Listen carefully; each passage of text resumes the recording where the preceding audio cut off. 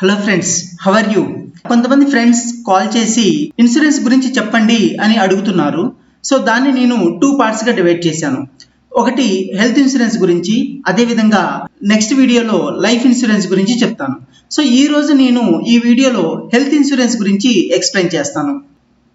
మనం జనరల్గా నేను డైలీ యోగా చేస్తున్నాను, అదేవిధంగా ఫిజికల్ ఎక్సర్సైజ్ చేస్తున్నాను, అదేవిధంగా నేను ప్రాపర్ డైట్ ఫాలో అవుతున్నాను, సో నాకేం కాదులే, నాకు ఎలాంటి హెల్త్ ప్రాబ్లం రాదులే అని చాలా మంది అనుకుంటూ ఉంటారు. కానీ there are some factors which influence our health, like pollution, chemical food poison, uncertainty, అదేవిధంగా ఫ్రెండ్స్ హెల్ప్ యొక్క ఎదురు చూస్తూ ఉంటాం. ఈ రోజుల్లో చాలా వరకు మన లైఫ్ని పొల్యూషన్తో మనం లీవ్ చేయాల్సి వస్తుంది. అదేవిధంగా కెమికల్ ఫుడ్ అంటే చాలా వరకు ఏ ఫార్మింగ్ అయినా సరే కెమికల్ని మిక్స్ చేసి ఫార్మ్ చేస్తూ ఉన్నారు ఫాస్టర్ గ్రోత్ కోసం. సో అలాంటి ఫుడ్ని మనం తినాల్సి వస్తుంది. మనం ఎంత కేర్ఫుల్గా జాగ్రత్త తీసుకున్నా సరే అలా కెమికల్తో ఫామ్ అయిన ఫుడ్ని మనం ఇంటేక్గా తీసుకోవాల్సి వస్తుంది. సో అదేవిధంగా ఫుడ్ పాయిజన్ అంటే చాలా వరకు చాలా ఐటమ్స్ అనేది కల్తీ అవుతూ ఉన్నాయి. లైక్ ఆయిల్ తీసుకోండి, లేదా గోధుమ పిండి తీసుకోండి, లేదా చిల్లీ పౌడర్ తీసుకోండి, టర్మరిక్ పౌడర్ తీసుకోండి. సో ఏ పౌడర్ అయినా సరే మనం ఫుడ్లో వాడే మోస్ట్ ఆఫ్ ద ఐటమ్స్ అన్ని కూడా మనకి కల్తీ అవుతూ ఉన్నాయి. సో అలాంటి ఫుడ్ పాయిజన్ మనం తీసుకుంటూ ఉన్నాము ఆన్ డే బై డే. మనం ఎంత కేర్ఫుల్ గా మనం వాటిని హ్యాండిల్ చేసినా సరే కంపల్సరీ ఆ కల్తీ అయిన ఫుడ్ అనేది మన బాడీలోకి ఇంటేక్ గా వెళ్తుంది. సో అందువల్ల compulsory there is some uncertainty. So compulsory మనకి లోపల ఏం జరుగుతుందో తెలియదు కదండి. సో గ్యారంటీగా కొంత అన్సర్టనిటీ అనేది మన హెల్త్ వైజ్ గా ఉంటూ ఉంటుంది. అదేవిధంగా ఫ్రెండ్స్ హెల్ప్ అంటే మనకి ఏదైనా సడన్ గా మనకి ఏదైనా హెల్త్ ప్రాబ్లం వచ్చినప్పుడు మనం మన ఫ్రెండ్స్ యొక్క హెల్ప్ కోసం ఎదురు చూస్తూ ఉంటాం. బట్ ఆ ఫ్రెండ్స్ ఆ టైంలో హెల్ప్ చేయగలిగే పొజిషన్ లో లేకపోవచ్చు, వాళ్ళకు ఉండే కమిట్మెంట్స్ వాళ్ళకు ఉంటాయి. సో అందువల్ల మనం we should protect our health. So అందుకోసం మనం హెల్త్ ఇన్సూరెన్స్ అనేది తీసుకోవాల్సి వస్తుంది. ఇక్కడ కొంతమంది డౌట్ రావచ్చు, అంటే నాకు ఇక్కడ ఆఫీస్ లో హెల్త్ ఇన్సూరెన్స్ ఆల్రెడీ ఉంది కదా, మరి నేను do I need to take additional health insurance అనేది అనుకుంటూ ఉంటారు. దానికి ఆన్సర్ ఎస్ అండి. కంపల్సరీ మనకు ఆఫీస్లో హెల్త్ ఇన్సూరెన్స్ ఉన్నప్పటికీ కూడా మనం కంపల్సరీ అడిషనల్ హెల్త్ ఇన్సూరెన్స్ అనేది తీసుకోవటం ఆల్వేస్ సజెస్టబుల్. ఎందుకు అంటే కొన్ని సందర్భాల్లో మనకి హాస్పిటల్ బిల్ ఎంతైతే ఉందో ఒకవేళ అనుకున్న దానికన్నా ఎక్కువ అయినప్పుడు అప్పుడు మన పాకెట్ లో నుంచి మనం పే చేయాల్సి వస్తుంది. ఈ రోజుల్లో హాస్పిటల్ బిల్ అనేది ల్యాక్స్ లో ఉంటుంది.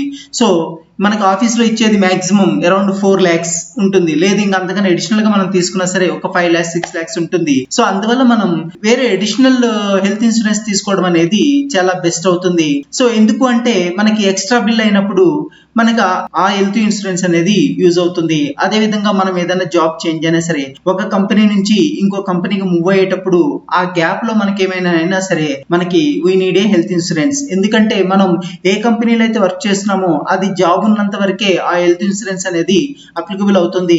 మనం జాబ్ ఎగ్జిట్ అయిన రోజు నుంచి మనకి ఆ హెల్త్ ఇన్సూరెన్స్ అనేది అప్లికబుల్ అవ్వదు. అందువల్ల మనకి సెకండరీ హెల్త్ ఇన్సూరెన్స్ అనేది ఆల్వేస్ బెటర్. అనుకోకుండా ఏదైనా జాబ్ లాస్ అయిన సందర్భాల్లో కూడా మనకి హెల్త్ ఇన్సూరెన్స్ అయితే అప్పుడు సడన్ గా మనం ఏదైనా బై చేయాలంటే అప్పుడు ప్రీమియం ఎక్కువగా ఉంటుంది. అందువల్ల మనము ప్యారలల్ గా అడిషనల్ ఇన్సూరెన్స్ అనేది మనం మెయింటైన్ చేసుకుంటూ ఉండడం అనేది చాలా ఉత్తమమైన పద్ధతి. ఇక్కడ చాలా మందికి డౌట్ ఉండొచ్చు, మనం ఎంత కవరేజ్ తీసుకోవాలి అనేది చాలా మంది అనుకుంటూ ఉంటారు. ఇది ఎలా అంటే మన యాన్యువల్ ఇన్కమ్ లో నుంచి 50%, అంటే ఫర్ ఎగ్జాంపుల్ మనకి ఒక 10 lakhs యాన్యువల్ ఇన్కమ్ ఉందనుకోండి, దానిలో 50% అంటే 5 lakhs. సో అది ప్లస్ మన లాస్ట్ 3 years నుంచి మనం ఎంతైతే హెల్త్ మీద ఖర్చు పెడతామో ఆ అమౌంట్ ను కూడా మనం కన్సిడర్ చేసుకోవాలి. ఫర్ ఎగ్జాంపుల్ నేను లాస్ట్ 3 years నుంచి ఒక 1 lakh నేను హెల్త్ మీద ఖర్చు పెట్టాను అనుకుందాం. సో ఆ 1 lakh ప్లస్ నా యాన్యువల్ ఇన్కమ్ లో నుంచి 50% అంటే 5 lakhs plus 1 lakh total 6 lakhs కి నేను కవరేజ్ అనేది తీసుకోవడం మంచిది. మీది ఫర్ ఎగ్జాంపుల్ 20 lakhs అయితే దాంట్లో 50% ప్లస్ 3 years యొక్క హెల్త్ ఎక్స్పెన్సెస్ ని దృష్టిలో పెట్టుకొని మీరు తీసుకోవాల్సి వస్తుంది. ఒకవేళ లేదు మనకు అంత శాలరీలు లేవు మనం తీసుకోలేము అనుకున్న సందర్భాల్లో అట్లీస్ట్ మినిమం ఒక 5 lakhs హెల్త్ కవరేజ్ అనేది ఉండడం అనేది చాలా బెస్ట్. యా, మనం హెల్త్ ఇన్సూరెన్స్ ని సెలెక్ట్ చేసుకునే ముందు there are various factors we need to look into. అలాంటి ఫ్యాక్టర్స్ అని ఇక్కడ నేను కొన్ని లిస్ట్ డౌన్ చేశాను based on my experience. So మీరు కూడా ఒకసారి వీటిని చూడండి. సో ఒకటి, మోర్ కవరేజ్. ప్రీవియస్ స్లైడ్ లో డిస్కస్ చేసినట్లుగా మనం ఎంత కవరేజ్ అయితే అనుకున్నామో అంత కవరేజ్ కవర్ అవుతుందా లేదా అనేది చూసుకోవాలి with less premium. So less premium తో ఉందా లేదా అనేది చూసుకోవాలి. అదే విధంగా క్లయింట్ సెటిల్మెంట్ రేషియో, ఇది మాక్సిమం 98% కంటే ఎక్కువ ఉంటే మంచిది. ఎందుకంటే ఇక్కడ క్లెయిమ్ సెటిల్మెంట్ రేషియోలో ఒక పాయింట్ గుర్తుంచుకోవాలి మనం.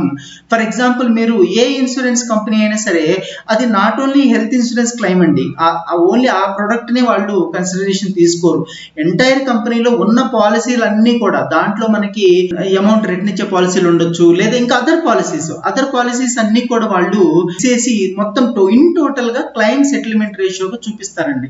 నాట్ ఓన్లీ ఇప్పుడు మన హెల్త్ ఇన్సూరెన్స్ తీసుకుంటే దాంట్లోనే క్లెయిమ్ సెటిల్మెంట్ 98%, అదేవిధంగా లైఫ్ ఇన్సూరెన్స్ తీసుకుంటే దాంట్లో 98%, అలా చూపించారండి. అది టోటల్ గా ఓవరాల్ గా యాజ్ అన్ ఆర్గనైజేషన్ లెవెల్లో ఏవేవి క్లెయిమ్స్ వాళ్ళకి వచ్చాయి, maybe any kind of policy, so వాటి క్లెయిమ్స్ సెటిల్మెంట్ అనేది వాళ్ళు చేసిన దాన్ని పెట్టి చూపిస్తుంటారు. సో అదొకటి మనం చాలా జాగ్రత్తగా అబ్జర్వ్ చేయాలి.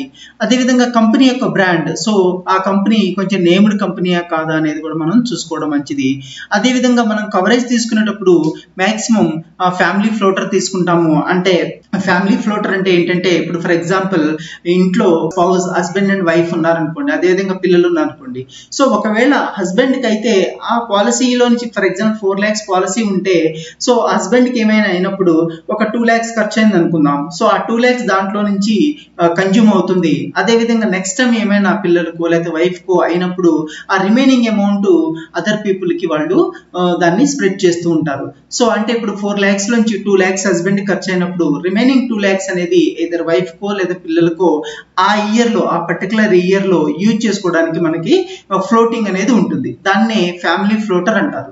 సో ఆల్వేస్ మనం ఫ్యామిలీ ఫ్లోటర్ తీసుకోవడం మంచిది. అయితే దీంట్లో ఏంటంటే మనకి పిల్లల యొక్క ఏజ్, కొన్ని కంపెనీలు ఏమో 21 ఏజ్ వరకు పిల్లల్ని డిపెండెంట్ గా కన్సిడర్ చేస్తారు, కొన్ని కంపెనీస్ ఏమో 24 years వరకు డిపెండెంట్ గా కన్సిడర్ చేస్తారు. ఒకవేళ మీ పిల్లలకి అంతకన్నా ఎక్కువ ఏజ్ ఉంటే అప్పుడు వాళ్ళకి ఇండివిడువల్ గా పాలసీ అనేది మనం తీసుకోవాల్సి వస్తుంది.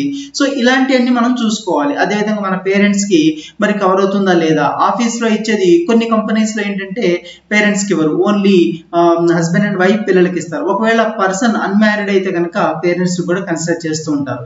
సో ఈ రకంగా కొన్ని కాంబినేషన్స్ ఉంటాయి. సో ఇవి మనం ఒకసారి అనలైజ్ చేసుకోవాలి. అదేవిధంగా నెక్స్ట్ ప్రీ డిసీజెస్, ఇది చాలా ఇంపార్టెంట్ అండి. ఒకవేళ మన పేరెంట్స్ కి కనుక ప్రీ డిసీజెస్ ఏమైనా ఉంటే, లైక్ షుగర్ కానీ బీపీ కానీ ఇలాంటి డిసీజెస్ ఉంటే మనం ఇన్సూరెన్స్ తీసుకున్న వెంటనే అవి అప్లికబుల్ కావండి. సో ఒకవేళ మనకి షుగర్ వల్ల బీపీ వల్ల హాస్పిటల్లో జాయిన్ అయినప్పుడు వాళ్ళు దాన్ని క్లెయిమ్ యాక్సెప్ట్ చేయరు. సో అందువల్ల మనం ఏం చేయాలంటే, అలాంటి ప్రీ డిసీజెస్ ఉంటే వాళ్ళకి డిక్లేర్ చేసినప్పుడు how long they will take to include, అంటే ఎంత వెయిటింగ్ పీరియడ్ లో, అంటే 1 year లోనా 6 months లోనా, ఎంత టైంలో ఈ ప్రీ డిసీజెస్ ని దానిలోకి ఇంక్లూడ్ చేస్తారనేది మనం క్లియర్ గా అడగాలి. అలా అడిగి మాత్రమే దాన్ని సెలెక్ట్ చేసుకోవాలి. అదేవిధంగా నెట్వర్క్ హాస్పిటల్స్, అంటే ఆ ఇన్సూరెన్స్ యొక్క కంపెనీకి ఏ నెట్వర్క్ హాస్పిటల్స్ ఉన్నాయి అనేది, అవన్నీ కూడా మన ఇంటికి ఎంత దూరంలో ఉన్నాయి, ఎంత దగ్గరలో ఉన్నాయి అనేది కూడా మనం కంపల్సరీ చూసుకోవాలి. నెక్స్ట్ ఇక్కడ మనకి చాలా వరకు క్యాష్ లెస్ ఉంటుంది, క్యాష్ రియంబర్స్మెంట్ ఉంటుంది. బట్ మనం ఎప్పుడైనా సరే క్యాష్ లెస్ ని ప్రిఫర్ చేయడం అనేది మంచిది. ఎందుకంటే పే చేసి క్యాష్ రియంబర్స్మెంట్ అంటే మన పాకెట్ లో నుంచి ముందు మనం మనీ పే చేసి ఆ తర్వాత వాటిని రియంబర్స్ చేసుకోవచ్చు. కానీ అలాంటి రియంబర్స్ చేసుకునే టైంలో కూడా ఏదైనా రిజెక్ట్ అయితే ఆ మనీ అనేది మన మీద బర్డెన్ అవుతూ ఉంటుంది. సో మాక్సిమం ఏ ఇన్సూరెన్స్ అయినా సరే మనం క్యాష్ లెస్ అనేది ప్రిఫర్ చేయడం మంచిది. అదేవిధంగా కోపే లిమిట్స్ కూడా చూసుకోవాలండి. కోపే అంటే ఏంటంటే, ఇప్పుడు మనము ఫర్ ఎగ్జాంపుల్ షేర్డ్ రూమ్ లేదా ఇండివిడువల్ రూమ్, మనం హాస్పిటల్లో జాయిన్ అయినప్పుడు మనకి సింగిల్ రూమ్ ఇస్తున్నారా లేదా షేర్డ్ రూమ్ ఇస్తున్నారా. ఒకవేళ షేర్డ్ రూమ్ ఇస్తేనేమో కోపే అనేది ఉండదు అంటారు, 0 అంటారు. ఒకవేళ మనకి ఇండివిడువల్ గా ఒక రూమ్ కావాలి అనుకున్నప్పుడు అలాంటప్పుడు ఏమవుతుందంటే, వాళ్ళు ఇంత పర్సెంటేజ్, ఒక 15% లేదా 20% మీరు పే చేసుకోవాలి రూమ్ రెంట్ ఎంతైతే ఉంటుందో. సో అంటే ఫర్ ఎగ్జాంపుల్ ఒక 5,000 రూమ్ రెంట్ ఉందనుకోండి, దాంట్లో 15% అనేది మన పాకెట్ నుంచి పే చేసుకోవాల్సి వస్తుంది. రిమైనింగ్ అమౌంట్ అనేది ఆ ఇన్సూరెన్స్ వాళ్ళు పే చేస్తుంటారు. సో అదే విధంగా మీరు అంబులెన్స్ యూజ్ చేస్తే దానికి ఉండదు, క్లెయిమ్ ఉండదు అని చెప్పేసి అంటుంటారు. సో ఇలాంటి వాటి కేటగిరీస్ అన్ని కూడా, ఫర్ ఎగ్జాంపుల్ ఏదైనా స్కానింగ్ తీసినా సరే, సో వీటిలలో కొన్ని ఉంటాయి. సో ఇవన్నీ దానికి ఏది పే చేస్తారు, ఏది పే చేయరు అనేది మనం ఈ కోపే అనేది కూడా చూసుకోవాలి, కోపే లిమిట్స్ అనేవి కూడా చూసుకోవాలి. అదేవిధంగా ఏదైనా ఇన్సూరెన్స్ మనం సెలెక్ట్ చేసుకున్నప్పుడు మనం వేరే ఇన్సూరెన్స్ కంపెనీస్ తో కూడా మనం కంపేర్ చేసుకోవచ్చు. దానికి నేను ఇక్కడ ఒక వెబ్సైట్ ఇచ్చాను, IRDA వెబ్సైట్ ఇచ్చాను. ఈ IRDAలో మనము అన్ని ఇన్సూరెన్స్ కంపెనీల యొక్క కంపేర్ చేసుకొని ఏది ప్రీమియం తక్కువ ఉంది, ఏవేవి ఆ పైన చెప్పుకున్న పాయింట్స్ ప్లస్ ఈ పాయింట్స్ ఏవేవి మనల్ని సాటిస్ఫై చేస్తున్నవి, సో అలాంటి కంపెనీని మనం సెలెక్ట్ చేసుకోవడం అనేది మంచిది. అదే విధంగా ఎక్స్క్లూజన్స్, సో మనం ఈ హెల్త్ ఇన్సూరెన్స్ తీసుకున్నప్పుడు ఏమేమి ఎక్స్క్లూజన్స్ ఉన్నాయి, అంటే ఏ డిసీజ్ కి వాళ్ళు క్లెయిమ్ చేయరు అనేది మనం మెయిన్ గా చూసుకోవాల్సి వస్తుంది. అదే విధంగా next terms and conditions. Terms and conditions చాలా చిన్న లెటర్స్ తో వాళ్ళు రాస్తూ ఉంటారు, అవి మనకు అర్థం కూడా కావు, ప్లస్ వాళ్ళు కూడా చాలా లెంతీగా రాస్తారు. చదవడానికి వీలుగా ఉంటే ట్రై చేయండి, లేకపోతే మనం ఏమి చేయలేము. నెక్స్ట్ ప్రీ హాస్పిటలైజేషన్ అంటే ఏంటంటే మనం ఎప్పుడైతే హాస్పిటల్లో జాయిన్ అయినప్పుడు అది మినిమం 24 hours అనేది హాస్పిటల్లో ఉండాలి. అలాంటప్పుడు మాత్రమే ఈ ఇన్సూరెన్స్ అనేది అప్లికబుల్ అవుతుంది. ఒకవేళ అలా జాయిన్ అయ్యి మనం 24 hours ఉన్నట్లయితే దానికి 1 month ముందు మనం ఏమేమైతే ఖర్చు పెట్టామో, టాబ్లెట్స్ కానివ్వండి లేదా ఏమైనా ఇనిషియల్ పేమెంట్ కానివ్వండి, ఇలాంటి అన్నిటిని కూడా మనం క్లెయిమ్ చేసుకోవచ్చు. అదే విధంగా హాస్పిటలైజేషన్ అయిపోయిన తర్వాత అంటే డిశ్చార్జ్ అయిన తర్వాత కూడా ఒక 2 months వరకు మనం వాడే టాబ్లెట్స్ కానివ్వండి, ఇంకేదైనా ఖర్చులు, కన్సల్టేషన్ ఫీజు కానివ్వండి, లేదా ఇలాంటి వాటిని కూడా మనం క్లెయిమ్ చేసుకోవచ్చు.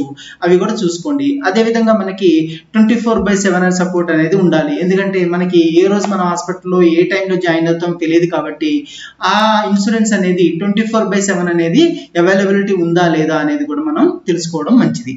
నెక్స్ట్ ఇక్కడ మనం ప్రీమియం ఎంత పెట్టుకోవాలి, ఇయర్లీ మన ప్రీమియం ఎంత పెట్టుకోవాలి అంటే మనం ఇనీషియల్ వీడియోలో మన శాలరీలోని హెల్త్ అండ్ లైఫ్ ఇన్సూరెన్స్ కోసం 5% పెట్టాము. ఆ 5% అని మనం ఇక్కడ డివైడ్ చేసుకోవాలి. అంటే ఇప్పుడు హెల్త్ కోసం కొంత, అదే విధంగా లైఫ్ కోసం కొంత. అంటే 5% లో ఒక 2% ని హెల్త్ ఇన్సూరెన్స్ అనుకోండి, లేదా 3% అనుకోండి.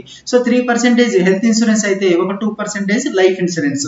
ఆ విధంగా మనం లేదా 50-50 లైక్ 2.5 ఆ విధంగా మనం డివైడ్ చేసుకొని ఎలా ప్లాన్ చేసుకోవాలండి అంటే ఇప్పుడు మీకు ఫర్ ఎగ్జాంపుల్ పర్ యానం మీకు ఒక 10 lakhs అనుకోండి, 10 lakhs లో 2% ఒక 20,000 అనుకోండి. అంటే యాన్యువల్ గా ఒక 20,000 మనకి ఈ ఇన్సూరెన్స్ పే చేయడానికి అనేది మనం అలోకేట్ చేసుకోవాలి. 20,000 తగ్గట్టుగానే మనం యాన్యువల్ ఇన్సూరెన్స్ అనేది తీసుకోవాలి. నెక్స్ట్ ఇక్కడ ఏంటంటే మోడ్ ఆఫ్ పేమెంట్. అంటే ఏ ఇన్సూరెన్స్ అయినా సరే మనకి మంత్లీ, క్వార్టర్లీ, ఇయర్లీ ఉంటుంది. సో మనం ఏంటంటే ఆల్మోస్ట్ ఇయర్లీ ప్రిఫర్ చేయడం మంచిది. ఎందుకంటే ఇయర్లీ నుంచి అది క్వార్టర్లీ అయితే కొంచెం ప్రీమియం పెరుగుతుంది, క్వార్టర్లీ నుంచి మంత్లీ అయితే ఇంకా ప్రీమియం పెరుగుతుంది. అందువల్ల మనం ఏం చేయాలంటే ఇయర్లీ అనేది ప్రిఫర్ చేసుకోవడం మంచిది. అంటే మంత్ కి ఇంతని మనం అమౌంట్ అకౌంట్ లో ఉంచుకొని ఇయర్ అవగానే ఆ అమౌంట్ ని ఇయర్ లో పే చేయడం అనేది చాలా ఉత్తమం. ఇక్కడ ట్యాక్స్ బెనిఫిట్స్ గురించి నేను ఎక్స్ప్లెయిన్ చేశానండి. ఇది మనకి ఏ ఇన్సూరెన్స్ తీసుకున్నా సరే మనకి సెక్షన్ 80D కింద కవర్ అవుతుంది. సో ఇక్కడ నేను 3 స్లాబ్స్ గా ఇచ్చాను. అంటే ఫ్యామిలీ అంటే లైక్ స్పౌజ్ ప్లస్ చిల్డ్రన్ వాళ్ళకి, అదే విధంగా పేరెంట్స్ లెస్ దెన్ 60 years ఉంటే ఎంత అనేది ఇచ్చాను. అంటే సెల్ఫ్ ప్లస్ చిల్డ్రన్ అంటే self, spouse and children. So వాళ్ళ 4 members కి కలిపి, ఫర్ ఎగ్జాంపుల్ ఇద్దరు చిల్డ్రన్ అనుకుంటే సెల్ఫ్ కి ప్లస్ స్పౌస్ కి ప్లస్ చిల్డ్రన్ వీళ్ళ 4 members కలిపి 25,000 పర్ యానం మనకి తీసుకోవచ్చు. అదే విధంగా పేరెంట్స్ లెస్ కన్నా 60 ఏళ్ల కన్నా తక్కువ ఉంటే వాళ్ళకి 25,000 వరకు మనం తీసుకోవచ్చు. అంటే మన ఫ్యామిలీకి ఒక 25,000, అదే విధంగా పేరెంట్స్ కోసం ఒక 25,000, అంటే టోటల్ గా ఒక 50,000 డిడక్షన్ అనేది మనకి వస్తుంది. ఒకవేళ పేరెంట్స్ లెస్ దాన్ 60 years ఉంటే, ఒకవేళ పేరెంట్స్ 60 years కన్నా ఎక్కువ ఉన్నప్పుడు వాళ్ళకి 50,000 వరకు ఇస్తారు. సో అంటే మన ఫ్యామిలీకి ఒక 25,000, అదే విధంగా వాళ్ళకి 50,000 వరకు మనం ఇన్సూరెన్స్ పాలసీ అనేది తీసుకోవచ్చు. అంటే టోటల్ గా 75,000 మనకి ఎంటైర్ ఇయర్ కి డిడక్షన్ అనేది వస్తుంది. అదే విధంగా ఒకవేళ ఇద్దరికి అంటే పెద్దవాళ్ళకు కూడా ఫ్యామిలీలో హస్బెండ్ అండ్ వైఫ్ కూడా 60 years దాటి ఉండి, అదే వాళ్ళ పేరెంట్స్ కూడా 60 years దాటి ఉంటే అప్పుడు వాళ్ళకి 50-50 వస్తుంది. వస్తాయి, ఆల్మోస్ట్ 1 lakh వస్తుంది. సో ఆల్మోస్ట్ ఇది కొద్దిగా వెరీ రేర్ కేస్ అని మనం చెప్పుకోవచ్చు. బట్ మాక్సిమం ఎయిదర్ ఫస్ట్ రోలో కానీ లేదా సెకండ్ రోలో కానీ మనం మాక్సిమం ఉంటాము. సో మనం అడిషనల్ గా ఈ ఇన్సూరెన్స్ కింద మనం ఎయిదర్ 50,000 లేదా 75,000 అనేది ఈ 80DD కింద మనం క్లెయిమ్ చేసుకోవచ్చు. ఇక్కడ నేను నాకు తెలిసిన ఒక ఫ్రెండ్ని అడిగానండి. అంటే ఒకవేళ మా సబ్స్క్రైబర్స్ ఎవరైనా సరే మీకు కాల్ చేస్తే మీరేమైనా ఇన్సూరెన్స్ గురించి సజెస్ట్ చేయగలరా అని ఒక అతన్ని నేను రిక్వెస్ట్ చేశాను. సో తను ఒప్పుకున్నారు. సో తన నేమ్ వచ్చేసి Nagarjuna, insurance advisor. So is contact number ఇక్కడ ఇచ్చానండి నేను. సో తను ఏంటంటే లైక్ హెల్త్ ఇన్సూరెన్స్, అదేవిధంగా లైఫ్ ఇన్సూరెన్స్, అదేవిధంగా vehicle insurance, any kind of insurance అనేది తను చేస్తూ ఉంటారు. సో మీకు ఇంకేమైనా డౌట్స్ ఉంటే ఎలాంటి ఇన్సూరెన్స్ తీసుకోవాలి, ఒకవేళ మీరు ఓన్ గా సెలెక్ట్ చేసుకోవాలని సందర్భంలో మీరు ఇతని యొక్క హెల్ప్ తీసుకోవచ్చు. ఇదేనండి ఈరోజు వీడియో. నేను నెక్స్ట్ వీడియోలో మీకు లైఫ్ ఇన్సూరెన్స్ గురించి ఎక్స్ప్లెయిన్ చేస్తాను. ఈ వీడియో కనుక మీకు నచ్చినట్లయితే లైక్ చేయండి, షేర్ చేయండి, సబ్స్క్రైబ్ చేయండి. అదేవిధంగా ఫ్రెండ్స్ అండ్ ఫ్యామిలీకి షేర్ చేసి మన ఛానల్ గ్రో అవ్వడానికి హెల్ప్ చేయండి. Thank you.